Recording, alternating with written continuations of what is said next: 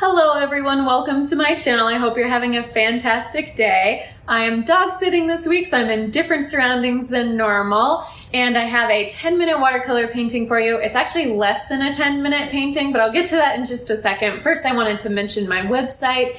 It is a great way to get connected with me and see all the different things that I'm doing, especially when you sign up for my email newsletter, which I send out once a week. My online art shop is on there, a list of any upcoming in-person classes. I also have online classes, so a great way to get connected is to go to my website, CoreyFrankCreates.com. All right, today's painting is I'm making it part of my 10-minute watercolor painting series, which is all about completing a painting in a short amount of time. This one was actually completed in less than 10 minutes. It's a 6-minute painting, so very brief. And I really wanted to press into very free, loose motions with a script liner brush, which is a very thin brush, but you can do some really interesting kind of pressing motions with it to get different shapes. So that's what this is all about. It's pretty brief, again, 6 minutes, so I'm gonna walk you through in real time. Feel free to follow along, or you can just sit back, relax, and watch. So this is a 6" by 9", 140-pound weight watercolor paper.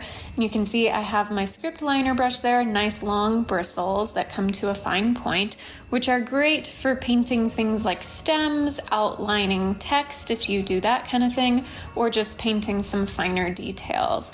So I'm starting out with it like that so that I can really take advantage of just those thin lines that I can create. And then when you press down in interesting ways, you'll get some kind of wider, different shapes, which we'll see much more later, but I did press down a little bit on that one part of the stem and kind of didn't mean to do that, but again, I'm kind of holding my brush a little further back on the handle because I'm wanting to have very loose motions. I'm not trying to be super precise with everything. This is meant to be kind of more abstract and really just free painting rather than really getting into every single detail. So it's okay to have a couple areas where if you press just like this, I kind of had some paint that just didn't get on the page exactly right. So just add a little bit more, and I was totally okay with that bottom part of the stem looking a little rough because it could just suggest that there's like a thorn there. So I even went ahead and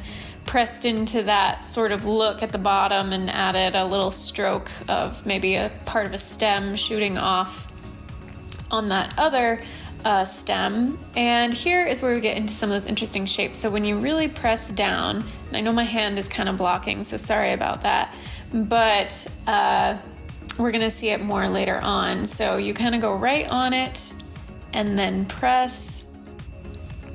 And again, I'm sorry, my hand is blocking.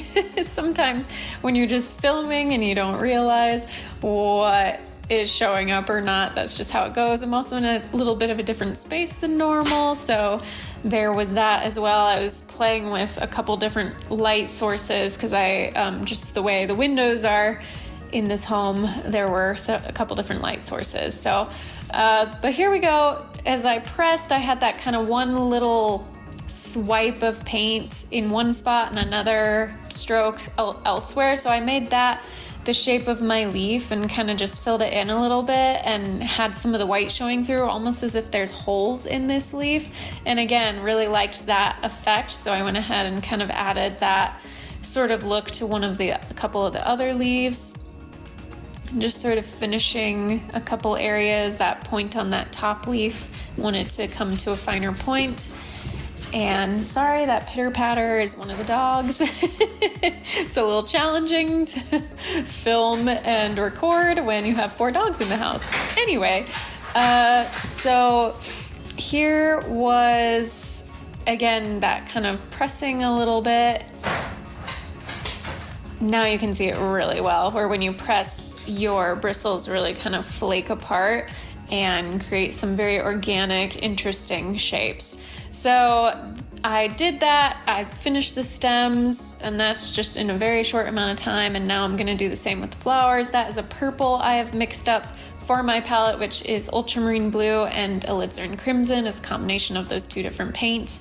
And I just love when you press and then kind of sweep it down your brush and let the bristles really spread apart almost into like a forked broom shape, you can get these really fun different almost petals is kind of what that looked like to me. So again, this is very abstract. We're not having everything look perfect, but you really get a nice variation between some really dark paint that gets laid down, and then as you sort of sweep the brush away, you get some lighter colors as well.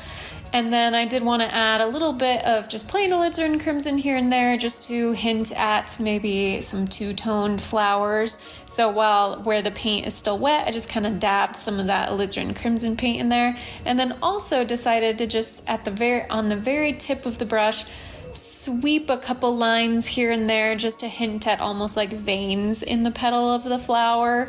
So that is what I'm doing here. Again, just very subtle in a couple spots, very light, thin lines.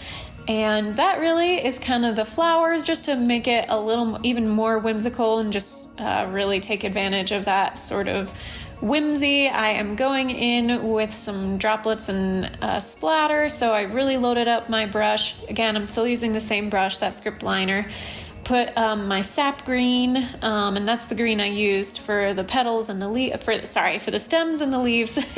So that was sap green, and just dipped it in the water after loading it up with paint, and then I flick it along my finger down towards the page surface, and that creates these fun droplets and sort of freckles of color. And once I did that, so that really right there was just a little over like a 5 minute, that was about a 5.5 minute painting. And then to add the signature, which if you stay right on the tip of the brush for this with your script liner, you can get a decent signature. I went, wasn't as careful as maybe I can be, so a couple of the lines were a little spread out a little more. They weren't as thin as I could have made them, but I got a little more careful as I went along compared to those first couple letters that I laid down. So there you go.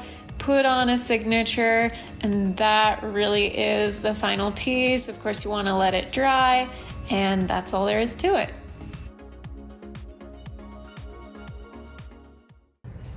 Thank you so much for watching. I hope you enjoyed that video. If you did, please give it a thumbs up. Go ahead and subscribe to my channel if you haven't already. I'd really appreciate it. Until my next one, be kind to yourself, be kind to others. God bless, and I'll see you soon.